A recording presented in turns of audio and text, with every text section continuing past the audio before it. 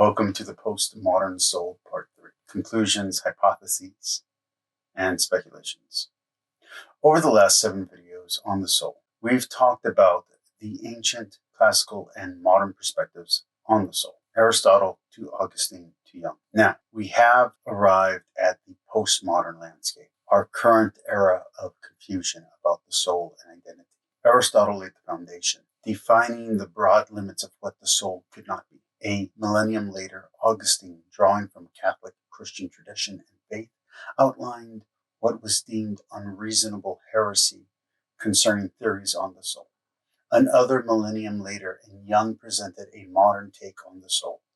And a mere century after that, we find ourselves contemplating 3 postmodern possibilities. Either the soul doesn't exist, rendering our studies pointless, or the soul, which is unchangeable and unceasing, is a uniquely human quality, while spirit is a universal yet finite animating force in all living things, or the soul and spirit have simply been returned and divided into 4 parts: the psyche, the anima, the animus, and the shadow.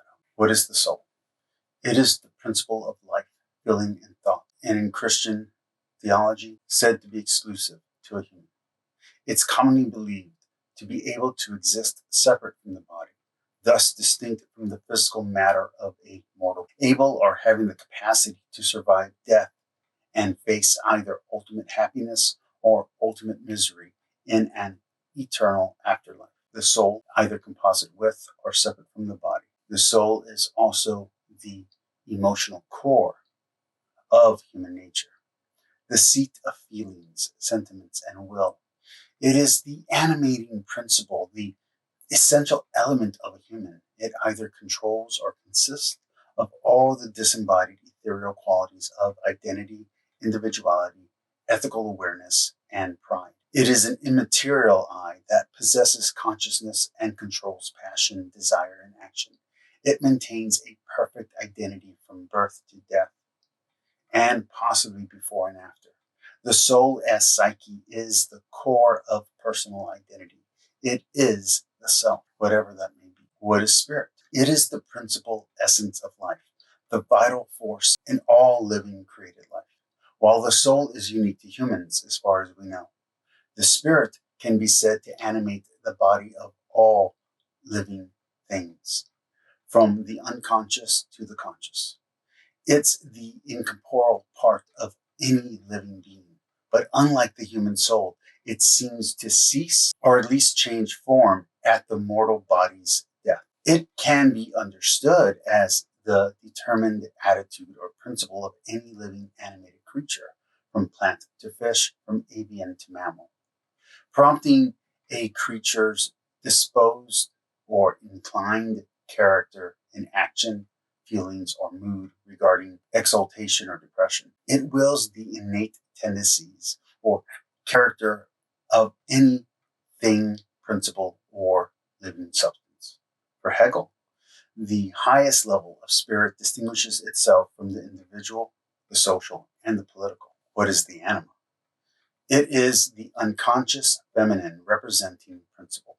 This feminine principle resides in the male unconscious as an archetype of the collective unconscious concept of femininity. In the female unconscious as the dominant aspirational or ideal sense of femininity and femaleness. It is that which portrays the feminine aspect of human nature, characterized by imagination, fantasy, and chaos, manifesting in dreams and fantasies. The anima acts as a psychopomp, connecting the ego and the unconscious. As Carl Gustav Jung described it, every man carries within him the eternal image of the woman, not a specific woman, but a definitive feminine image of primordial origin. This image is engraved in the psyche of a human being. It is a repository of the collective archetypal ancestral experiences of female or woman. What is animus? It is all the strong, hostile, purposeful, intentional, and masculine principles of the psyche. This masculine principle appears symbolically as an archetypal patriarchy in the female unconscious, and in the male unconscious as the individualized ideal man or perfect male. This masculine maleness is characterized by focus, authority, and order. It serves as the counterpart of the anima, acting as a psychopomp that connects the ego and the unconscious. As Carl Gustav Jung described it, the animus is a mixture of spontaneous, unpremeditated opinions that exert a powerful influence on a woman's emotional life. What is the shadow self? In analytical terms, it represents the negative side of a person's personality, compromising the elements that don't align with one's self-perception and are therefore denied, repressed, or rejected. But nevertheless, these impulses or inclinations exist in the unconscious. It earns its name because it is often thought of colloquially, in layman's terms, to be the dark side of one's personality, interpreted as a shadow which is cast by the ego. Jung described the shadow as that hidden, often guilt-laden personality whose ultimate roots extend into the realm of our animal ancestors and is a kind of historical record of the unconscious. What is the id? In psychoanalysis, it is one of three components, id, ego, and superego, of the human mental apparatus. According to Sigmund Freud's second formalization of his theory concerning the structural model of the mind, the id is a reservoir of instincts governed by the pleasure principle. Its contents are unconscious thought, innate instinct, and are many times concealed by repression. The id in this model is in constant conflict with the ego and the superego. It is insulated from preconscious and conscious expression by suppression. But the id, unlike many claim, is not synonymous with the unconscious, but merely an aspect of the process which governs what is the ego. In psychoanalysis, it is another component of the human mental apparatus, as per Freud's second formalization. Its contents are in the conscious mind, governed by the reality principle. It mediates between external reality, the id, and the superego. Freud described its role as serving three masters and being menaced by three dangers, from the external world, the libido, and the superego. The ego is not simply the conscious mind as popular fiction often depicts it. Instead, the ego is a generator of defense mechanisms against neurosis. And like the id, the ego functions largely in the unconscious. What is the superego?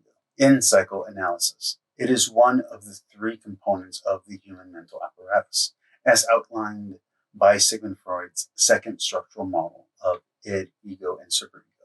The superego originates from the conflict between the id and the ego during the development of the mind and core personality of the individual. It functions as a monitor of the ego and judge of the id. Freud delineated three functions of the superego: self-observation, consciousness, and the ideal. He expressed its enduring impact, stating that a child's superego is constructed not on the image of its parents as they were or are, but in its image of the parent's superego. The contents it houses are a vehicle for habit and enduring value judgments, not simply passed down from parent to children, but as passed down through generations. Freud attributed its formation in both boys and girls to the process of overcoming Oedipal or Electrian complexes, which can develop in the mind as early as toilet training or even during the oral stage of infancy. The reason for pushing its development so far back before the phallic or genital aware stages is that this is when the child's mind must first process conflicting desires against identifying with the aggressor who both opposes or grants its desires. In the last three videos of this series, I extensively laid the groundwork for understanding what the anima and animus are according to Jung. Now, with that foundation, let's draw some conclusions and re-establish some connections to the other works we journeyed through in this series. Let's look at the postmodern soul as humanity in humanism, atheism, and agnostic secularism has not only declared God dead, but has deemed the soul as irrelevant and unuseful, abstract at best, and a fiction at worst. Here, Jung shines. In his terminology shift away from Freudian lingo, he provided a way to make the soul, whether psyche or self, relevant in a modern, or in this case, postmodern, Hegelian Foucaultic fever dream that denies binaries and established science. In this new realm of existential meaninglessness and dysphoria, the metaphysical soul has come back in vogue, but now in materialistic terms. The soul, the self, identity, has become a thing which can be grasped in concrete forms of hormones and biological chemicals, despite still being abstract and absolutely undefinable in the objective, only leaving subjective personal meaning available to the would-be philosopher who dares to tread where Aristotle and Augustine have gone before. Jung's archetypal human, which is further divided into the archetypal male and female, which is then further subdivided based on regional, societal, or cultural models, becomes the only truth we can look to in order to understand the soul in this postmodern age. The development of archetypal personas, which can be integrated back into the human imagination, resolves the tension between the spirit and the soul as two separate identities or entities in the reality of human existence. It merges them back into one, though it be a malleable definition, a more fluid archetype. I admire Jung's work here. His forethought in understanding the reality we are currently creating with our collective denial of the metaphysical while still crying out for an acknowledgement of the intangible, ethereal, individual self is profound. For although I prefer a cleaner version of psychology, philosophy, and theology, there is no denying that Jung's murky, almost blasphemous understanding of the soul has caught the zeitgeist of popular culture, of pop psychology, and talk therapy as it exists in the world of social media, where the content creator gets to be patient and doctor, gets to be student and guru. It's remarkable that Jung, through his writings and theories, has managed to bring spiritual and religious concepts into the secular world and make them acceptable and graspable to an uninitiated audience, even unto the digital age. Ironically, religious factions rejected Jung for these radical liberal ideas and progressive notions. I believe this was a mistake on the part of the conservative right, as the soul does need a secular understanding, and not just a religious one. For instance, as a religious person, I wouldn't limit the soul to purely materialistic perspectives. I am not looking for the weight of the soul or for smoking mist when someone dies. However, the idea that the animus and the anima are aspects of the psyche, that is, they are the passive and aggressive conveying spirits which connect the body to the soul, or at least allow communication between these elements, which is they bridge the gap between the real material world and the metaphysical or divine world, is not unagreeable to me and might ease the tension between the secular and theological when it comes to understanding and accepting the reality of the soul. This Jungian understanding of archetypes and psyche as soul resolves many issues arising from the works of Aristotle, Augustine, and Thomas Aquinas. And there are still other sources and understandings of the soul to explore, which we have not done in this series. Whether it's Gregory of Nyssa, Gregory Palamas, or the East Asian understandings found in Buddhist or Taoist writings. However, that exploration would go far beyond the current aim of our investigation here. What this journey has shown us thus far is that in our postmodern sense of self, we haven't progressed as much as we might claim. We seem to have returned to the beginning of the question, what is the soul? Immaterial as the soul may be, if we postmoderns want to argue that the body is not the self, then identity must lay in the soul. We, by rejecting the traditional answers, have answered nothing on our own, but have only coined new labels to old terminology. Changing the jargon doesn't change the answer or satisfy the cynical nor critical among us.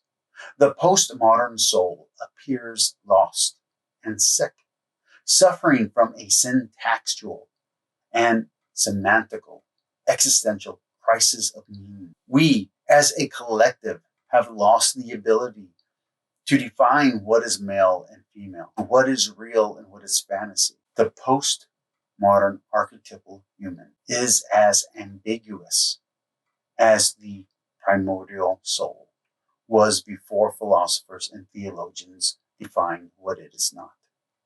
From daemon to soul to psyche, the answers to the questions asked here today seem more distant than ever to the Western mind. Such is the condition of the individual's postmodern mind, and thus is the condition of the collective's postmodern soul.